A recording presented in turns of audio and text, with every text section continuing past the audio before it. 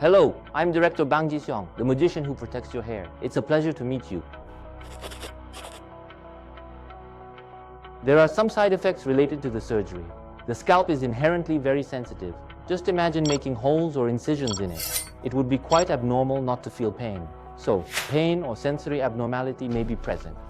With the incisional method, if peripheral sensory nerves are damaged during the incision, the sensory abnormality can last quite a while. I'd explain the non-incisional method rarely causes sensory abnormality, but some patients still feel it. But in such instances, I believe the non-incisional harvesting was done too deeply. Alternatively, the individual might simply possess a naturally sensitive scalp.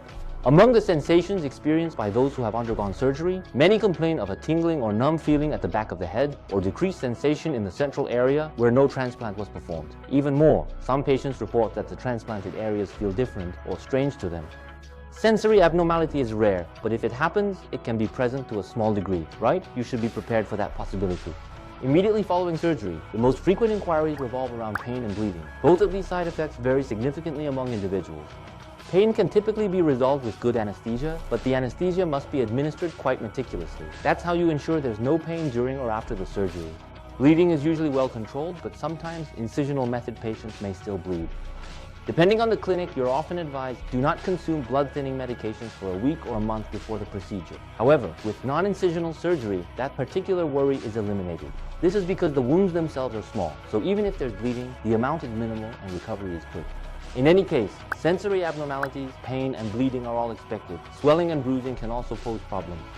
Your forehead is this swollen and one eye is this bruised. Anyone would take one look and ask, hey, what did you do? They'd figure it out, wouldn't they? Swelling should be minimal or absent. However, some people do swell easily.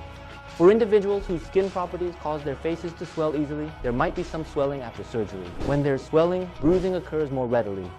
If there's significant swelling, these peripheral blood vessels can experience more bleeding, which can then result in bruising. You need to consult with your surgeon regarding both the swelling and bruising. What you're likely most curious about is the symptom called shock loss. You didn't swell up. It wasn't painful at all. Everything seemed okay, but your hair is still falling out.